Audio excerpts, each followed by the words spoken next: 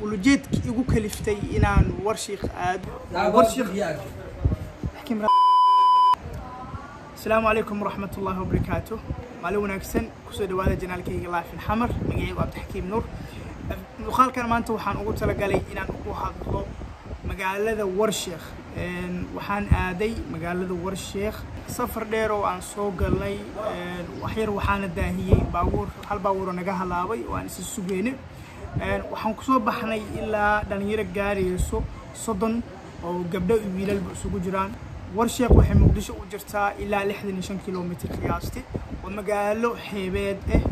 waxay saaran tahay xeebta weyn ee badweynta Hindiya waxay ka mid tahay oo maxaa la yiraahdaa magaalooyinka oo xeebta mara sida muqdisho marka baraawe warshiiq waxay ku taalaa shabeellada dhexe ee koonfurta Soomaaliya warshiiq markaan imaanay aadi waxaan soo baxnay muqdisho ka soo baxnay markay ahayd 12 duhurnimo daahitaan yar oo galay jidka baawur nooga halaaway waxaan warshiiq imaanay maray tahay maqribada ku dhow maqribada amalan qadeynay markii aan qadeynay kadib waxay waxa la yiraahdaa ma noo suurto gelin inaan magaalka markaas aan galno wuxuu waqtiga uu sii eka gabaabsi oo qorax dhace ahayd وأنا صورت قلبي ويسي إن المجال قالنا أما أن حير المقالة حتى عن كسر دوبنا أما ذاتك المجال كدقن على صوت شيء كيسنو صباح دي دم بوحن صوك عني هذه أرور هوري خفكي وجودن بيه وحصوك عي لحد صباح نمو حن أنا قدامي وديار سنين إن مجال هذا حن وديار سنين إن المجال هذا أرجنو أما أن وحن وجود تلقى إن وحكو وجانو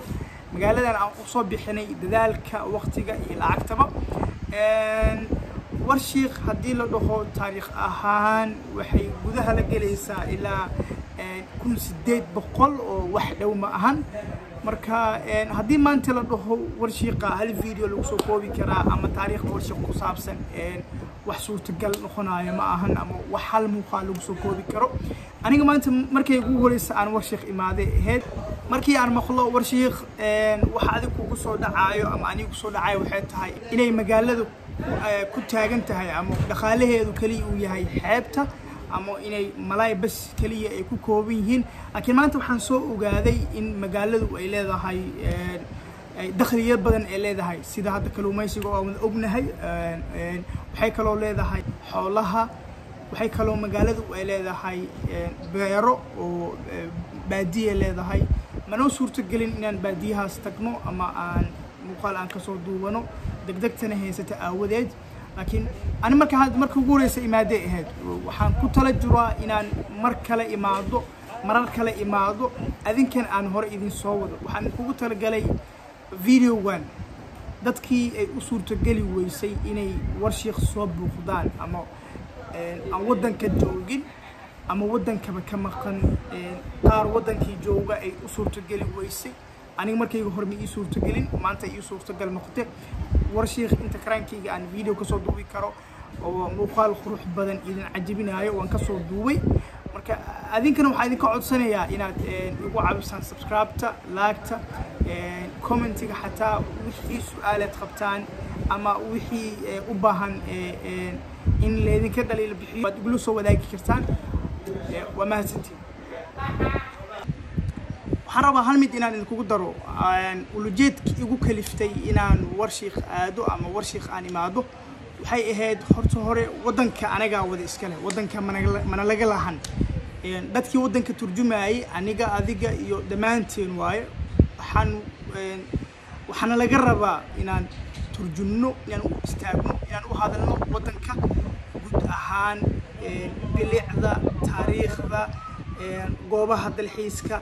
inaan tusi karno oo aan hadhow ku faani karno aan dhihi karno wadankeeni waa kan Soomaaliya meeshaan uu leeyahay warshiiq uu leeyahay wuxuu leeyahay afgooy uu leeyahay inaan dhihi karno wuxuu leeyahay baraawe marka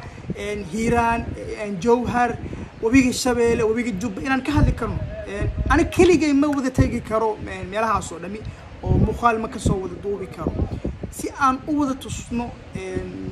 dunida aan u tusno Soomaaliya waxa ay tahay adaa lagaaga baahan yahay aniga lagaaga baahan yahay dhamaanteena looga baahan yahay aan u wada istaagno inaan turjunno inaan matalno waddanka Soomaaliya mahadsantiin